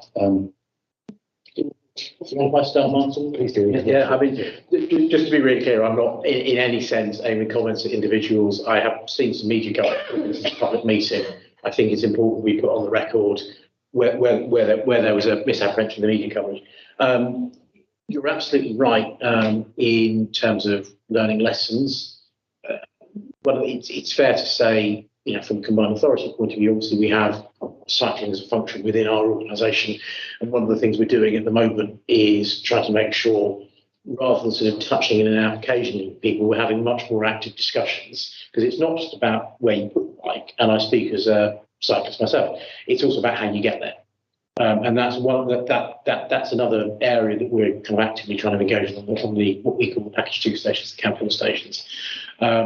And that includes also things like, for example, if you've ever put a plastic bag over your bicycle saddle in case it rains, you know, it's about things like thinking about, is there more we can do around shelter? And of course, standards change over time. And I think particularly on active travel and cycling, actually, there's been quite a lot of movement quite recently in terms of what those standards look like. So absolutely, I mean, we're talking actively with cycling colleagues about what proposals look like and how they're being taken forward. Now, clearly we have to balance that with the funding available to us, but that doesn't mean that we can't have conversations about what other opportunities there might be to work around that as well. It's true, because after our conversation, one of the things I went away and checked actually was on the new stations on the Camp Hill line. They will be sheltered cycle parking. So in common with what's at university, there will be CCTV coverage, but actually these will also have cover as well, which I think makes a big difference actually. As I say, when you're on a bike. So I mean, in brief response to your questions, that I think is the position. I mean, yeah, standards change, and we need to keep kind of reflecting on that and making sure that we're doing the right kind of thing. I do think, apart from the CCTV coverage, which was one of the questions that members asked about, which is at the university and at the new stations, I do think sheltering at the new stations will also make a difference for people wanting to cycle. As I've said, we've also been actively engaging with people, for example, from BCC and from our own cycling team, looking at cycle routes and things like that to make sure actually there is that joined up thinking, because ultimately both university and our new stations, I think, work best where people can get to them through different ways. And, you know, I know there have been questions about parking. Well, actually, part of that is, can we credibly provide alternatives to that? So, yeah, those would be my reflections following the visit that you had. And as I say, one of the things we have done is had a number of conversations already about what does the last mile, as we call it, look like on these new stations as well. Yeah, I mean, following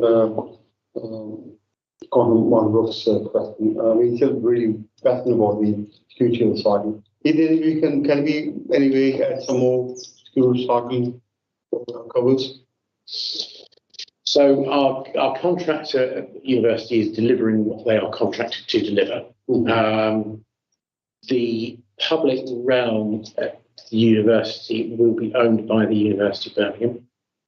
They obviously have secure cycle parking across their site, including sort of Westgate, where the station is now.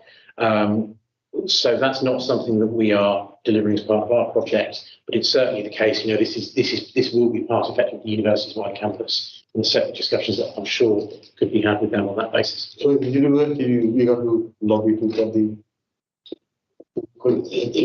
the. I wouldn't say it's just the university. I mean, both the city council and the combined authority want to invest in cycling. I think we've heard loud and clear the message that you're sharing. But in terms of implementation, doing something, at this point, not least because, as you've seen, a lot of public realm has been built. We're not actively revisiting that at the moment. It doesn't mean it couldn't be revisited in the future. And because it's University of Birmingham land, potentially there is more flexibility over the use of that than there might be with land that was in the rail industry's ownership. I think Councillor Barker was first. Okay, David.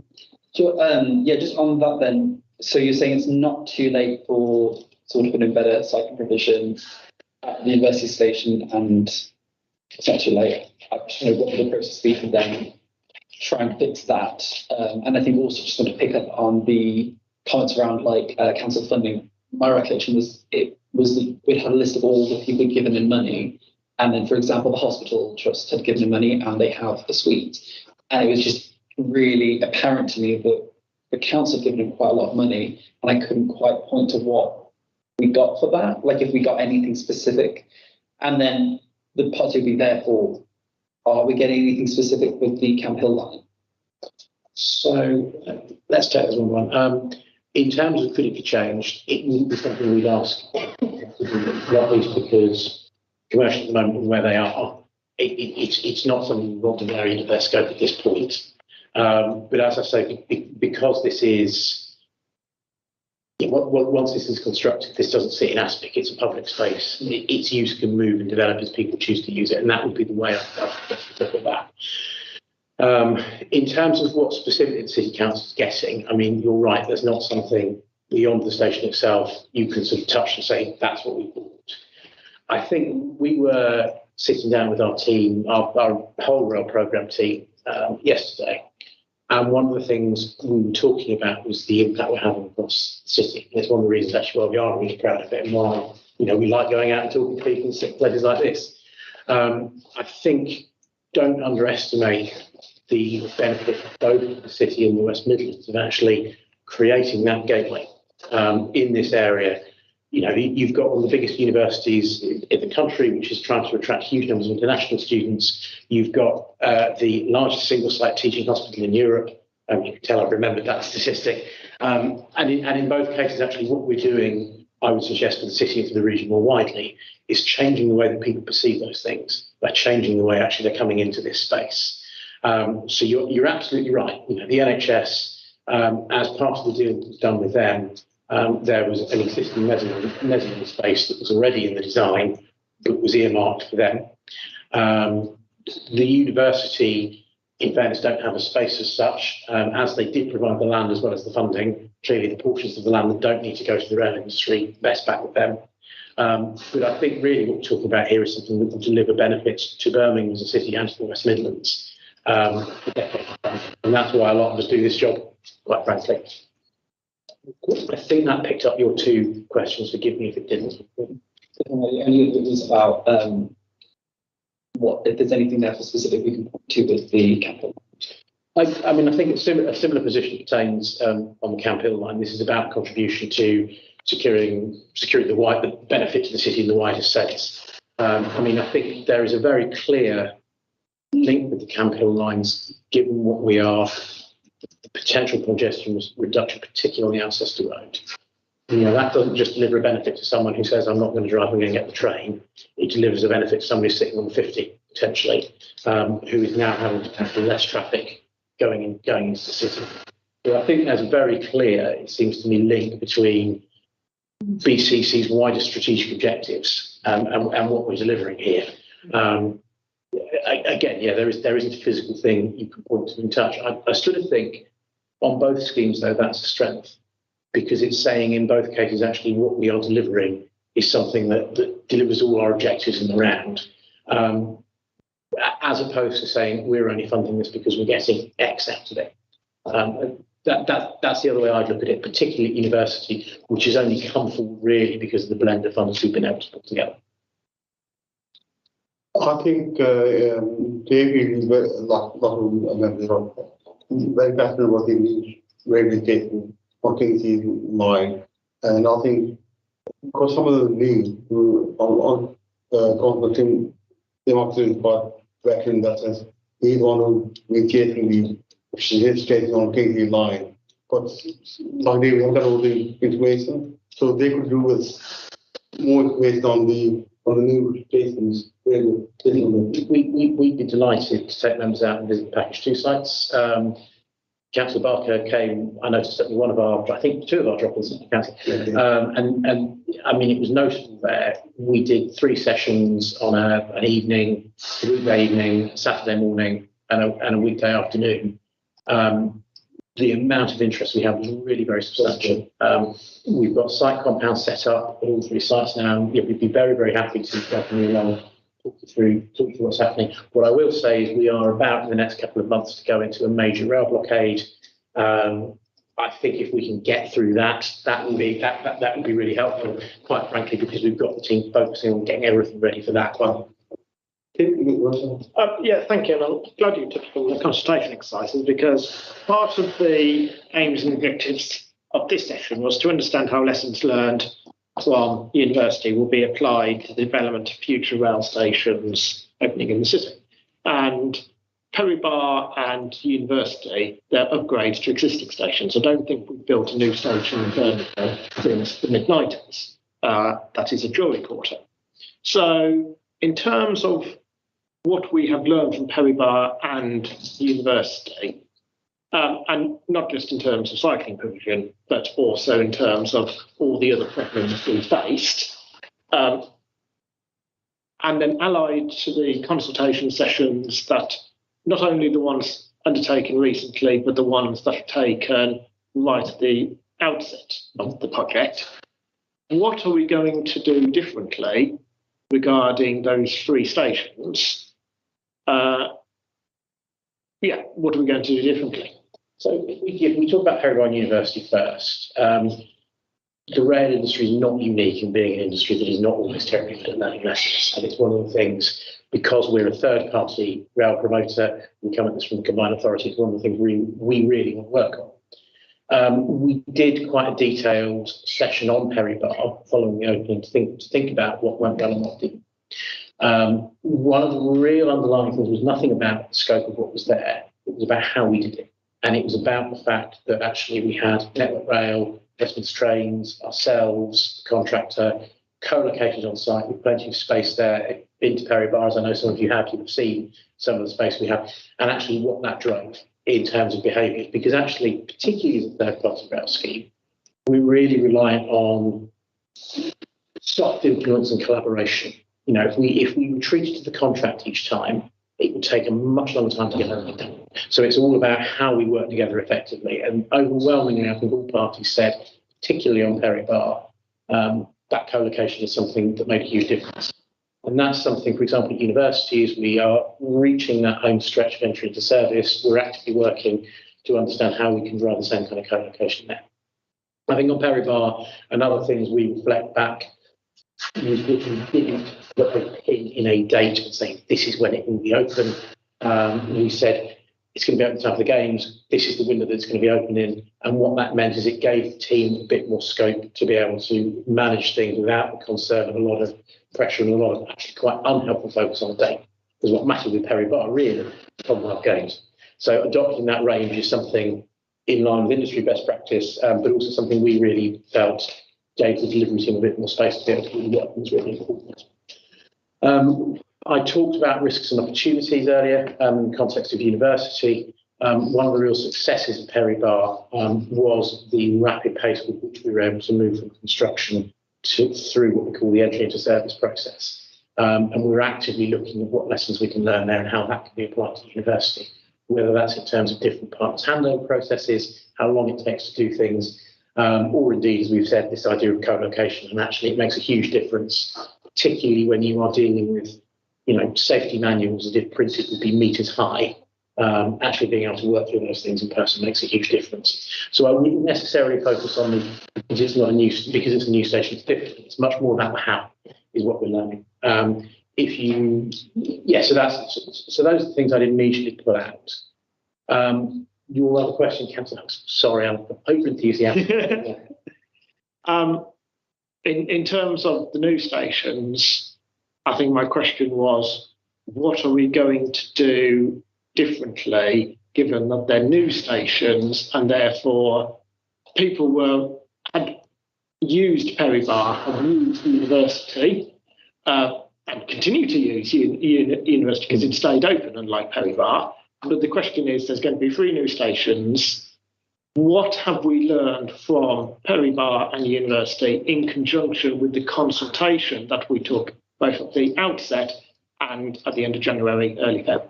So I think it's worth, and forgive me if this feels like I'm travelling with you for a minute, I'm trying to. The sessions we've just had weren't badged as consultation sessions, because if it's a consultation, you are saying effectively, we will make changes. Now, actually, we have made changes, but we are looking at potential changes as a result of those sessions. But I think it is really important. It's a terminological point, but I've got a comms manager back in the office who would be very concerned if I didn't pick that up. In terms of the planning consultation, one of the big ones that I can talk about off the top of my head, and it was before my time, not necessarily an excuse, but it's a fact, was the change at Moseley from a signalised junction or from a T junction to a turning circle. And that's something people still talk about as being really important to them. In terms of what we've done more recently, and that's not just been with the drop-in engagement events, but also with talking to people, we've had a lot of conversations around things like materials and finishes. The reason I'm saying it's not necessarily a consultation is I can't say right now we will change our materials because we're bound by all sorts of standards. But for example, what we have said we'll do is have a look and see if there are things we can do differently. We also know, and I mean, our contractor has been excellent. I really can't praise them enough in terms of the level of engagement they've had with the public and their willingness to talk to people around things like the planting and the appearance and the landscape of the stations. And we know there's loads of interest in that. Part of this, though, isn't just about building it and handing it over. These are assets that people are going to use, we hope, for decades to come. And so the other piece that's been really helpful is driving that interest in, first of all, use of the stations, and actually make it understand they're coming and when they're coming, but also their maintenance and adoption. There's real enthusiasm locally for people actually get involved in the adoption of those stations, which means they don't just become dry spaces you pass through. You think particularly at Moseley Village, where there's that large area on top of the tunnel, based on the current tunnel. We've always said we welcome any suggestions for how that might be used with the operator, and this station adoption process is really the way to do that. Okay, and in terms, if I can, in terms of not just the station, but the immediate surrounding area to the station, what have we learned? Because, for example, if I clarified, the cycle parking facilities are not the station, they're part of the station curtilage. Yeah. And I think there's a general consensus that we didn't do very well. So the station might be lovely, everything, but it's the immediate area surrounding the station. What have we learned in terms of the stations we're constructing at the moment? So, I mean, I think, as I've said, we work with Birmingham with the planning process. That has changed the kind of requirement in terms of what's there for the parking settings minus the mountain block. In terms of things like shelter, which we talked about. That's the immediate one in terms of what we're getting. But as you say, they're quite different stations, they're quite different environments. Yes. In terms of actually how they'll be used.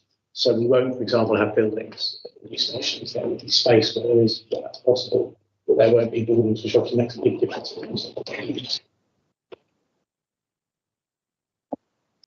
Thank you. The question from Mark, did you want to say anything?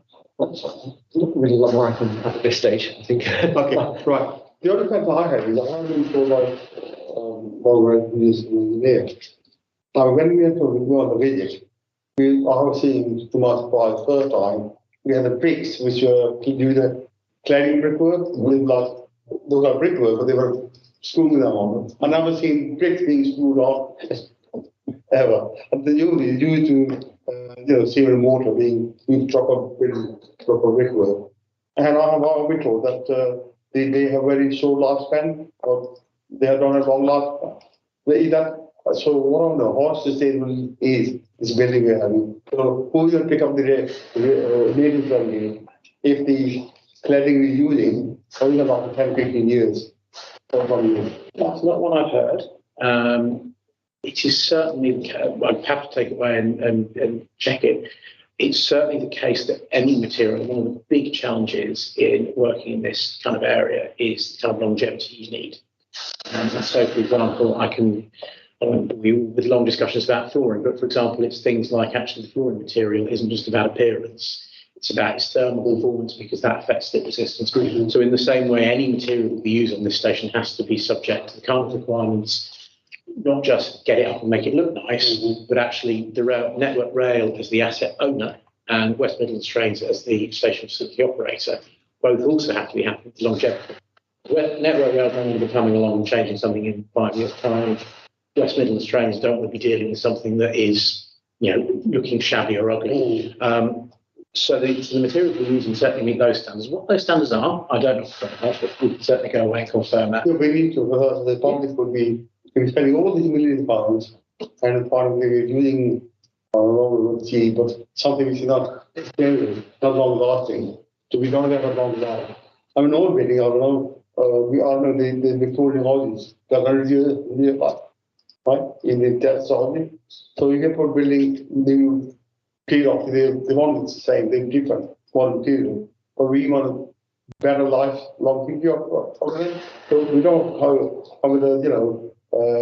do quick fixes and do some cladding or some artificial brickwork, which is not going to last as long.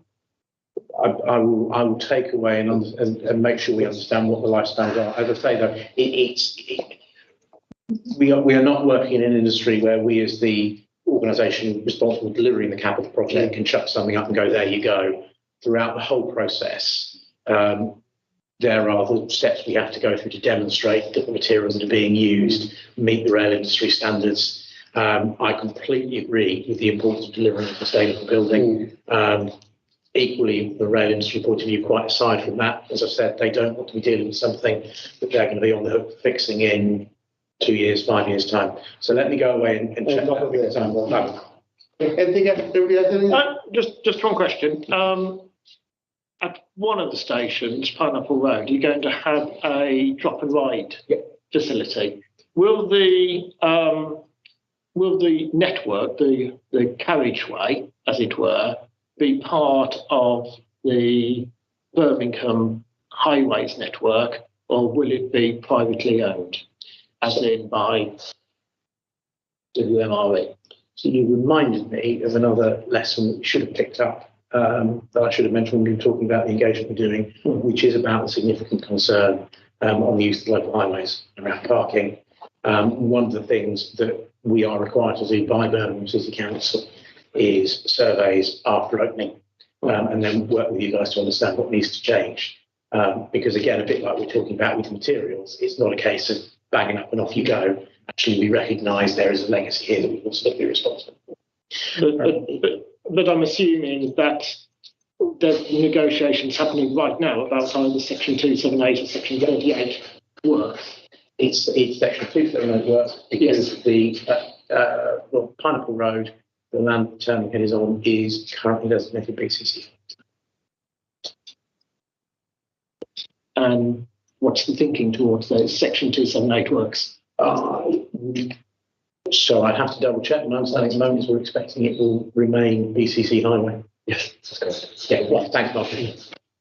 And the City Council will pick up all maintenance works, therefore.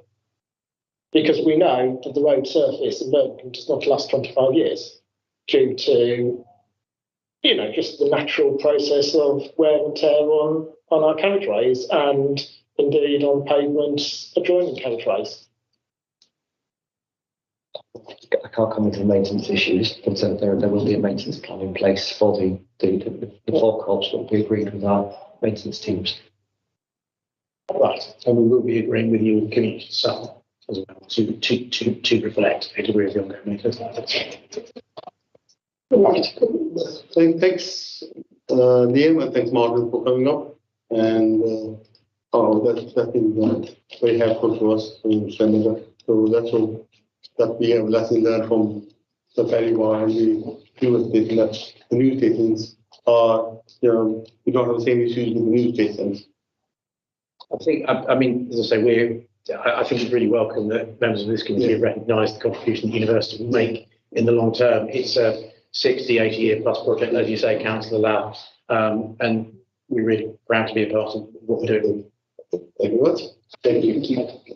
Right. Moving on to part-time work program. So the work programme has been circulated in the papers for this meeting. For a reminder, at the next meeting, there are 2 items on the agenda. One is the cabinet member will be coming to the meeting with a further progress report on her portfolio priorities.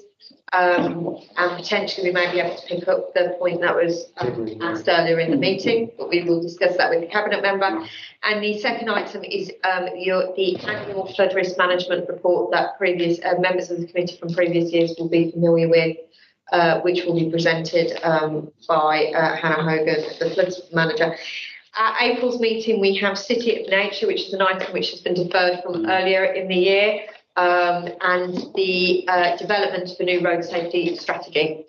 So those are the 2 items. We've not picked up anything further from today's meeting for either of those two meetings. But if anyone has got any questions or clarifications, please.